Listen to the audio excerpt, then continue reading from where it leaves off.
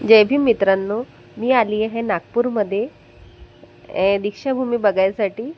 मग म्हटलं दीक्षाभूमी पाहायला तर चाललो आपण, पण मी मेट्रोमध्ये कधी बसली नव्हती। मी सगळ्यांना म्हटलं मेट्रोनी मला जायचं आहे। सगळ्यांनी म्हटलं ठीक आहे, मेट्रोने जाऊ आपण दीक्षाभूमी। मी मेट्रोमध्ये आली मित्रांनो। स्टेशन बघितलं तर एवढा जबरदस्त व्ह्यू वाटला मित्रांनो मला की खूपच। मग तिकीट वगैरे काढायला गेलो आम्ही। तिकीट काढल्यानंतर लिफ्टने जात आहोत आम्ही। आणि इथं आल्यानंतर एवढं सुंदर वाटलं मित्रांनो। जीवनामधला पहिला मेट्रो स्टेशन मी बघितलं आहे, कारण की माझ्यावर कधी प्रसंग आला नाही मेट्रोमध्ये बसायचा। आणि मी मेट्रोमध्ये बसली, त्यानंतर खूप मस्त वाटलं। मेट्रोने प्रवास केलेला पाहिजे, एवढं खूप छान। मग नंतर मित्रांनो मी पोहोचली दीक्षाभूमी आल्यानंतर दीक्षाभूमी तुम्हाला दिसत आहे, वर आलो आम्ही। बघा काय दिसत आहे तुम्हाला, नंबर रॅली निघाली होती मित्रांनो, त्या निमित्ताने मी दीक्षाभूमी आली होती।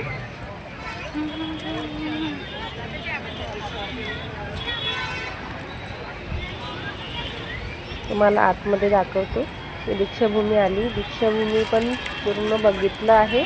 आणि तुम्ही कधीतरी एकदा तरी दीक्षाभूमी पाहायला या मित्रांनो, खूप सुंदर आहे आणि परत शांत वाटते। आणि तुम्हाला खूप काही पाहायला पण मिळतो आणि खूप काही शिकायला पण मिळतो।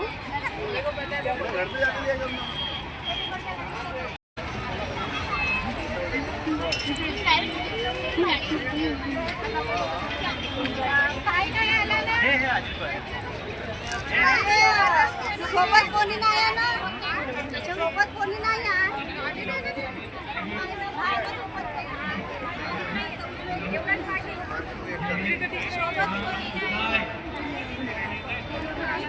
नमो बुद्धाय, नमो धम्माय, नमो संघाय।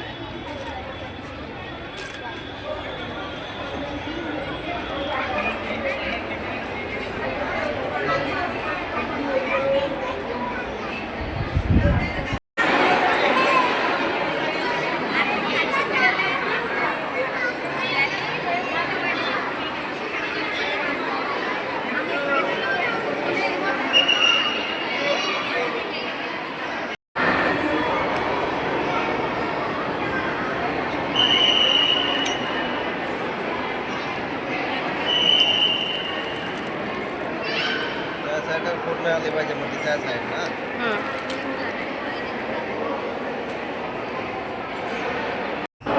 आतमध्ये मला जास्त काही बोलता येत नव्हतं मित्रांनो, आणि मी जास्त काही बोलली नाही। बघा गौतम बुद्धाची मूर्ती किती सुंदर वाटत आहे, शांत वाटत आहे मित्रांनो। इथे कधीतरी नक्की तुम्ही दीक्षाभूमीला भेट द्या मित्रांनो। मग आली मी रॅलीमध्ये जॉईन झाली। म्हटलं रॅली पण बघितलं पाहिजे। रॅलीमध्ये खूप सुंदर रॅली होती मित्रांनो। आणि जर तुम्हाला दीक्षाभूमी जर आवडली असेल तर कमेंटमध्ये नमो बुद्धाय नक्की लिहा मित्रांनो। जय भीम।